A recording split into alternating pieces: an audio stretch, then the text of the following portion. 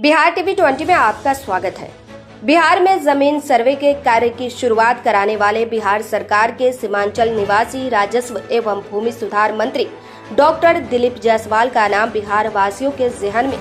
तब तक तैरता उमड़ता रहेगा जब तक बिहार वासियों के पास जमीनें रहेंगी। आजाद भारत में मंत्री डॉक्टर दिलीप जायसवाल का नाम बिहार सरकार के अब तक के मंत्रियों की श्रृंखला में पहला नाम है, जिनके मंत्रित्व काल में ही बिहार सरकार द्वारा बिहार में भूमि सर्वे का जटिल कार्य प्रारंभ कराया गया है। कहना अतिशयोक्ति नहीं होगा कि बिहार वासियों के पास बतौर अचल संपत्ति जब तक जमीन रहेगी, नए सर्वे के मुताबिक ही बने जमीन के रिकॉर्ड मान्य होंगे और जाहिर सी बात है कि तब तक मंत्री डॉक्टर दिलीप जायसवाल के नाम भी चलते रहेंगे। अपने मंत्रित्व काल में उन्होंने न सिर्फ बिहार में रैयती जमीन के सर्वे के ऐतिहासिक कार्य को प्रारंभ कराया, बल्कि समस्त सरकारी जमीन का भी सर्वे कराने का सख्त आदेश जारी कर दिया,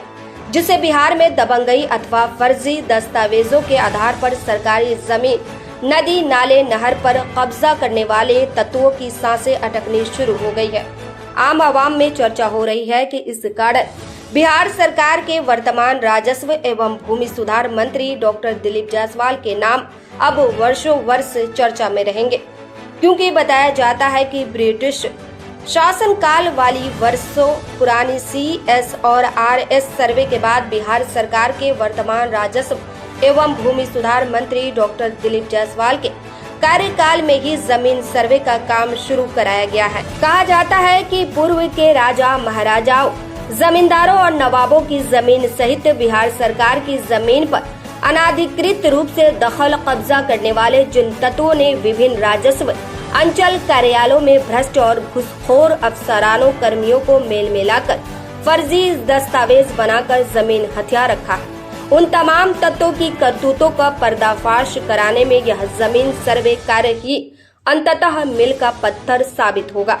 दूसरी ओर पुश्त दर पुश्त तक जमीन के रिकॉर्ड को दुरुस्त रखने में अब तक लापरवाही करने वालों को भी अब जमीन के अप टू डेट रिकॉर्ड अपने पास रखने की मजबूरी उठानी पड़ेगी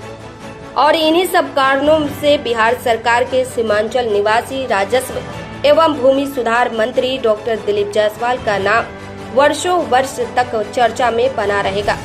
सीमांचल से अशोक विशाल की खास रिपोर्ट।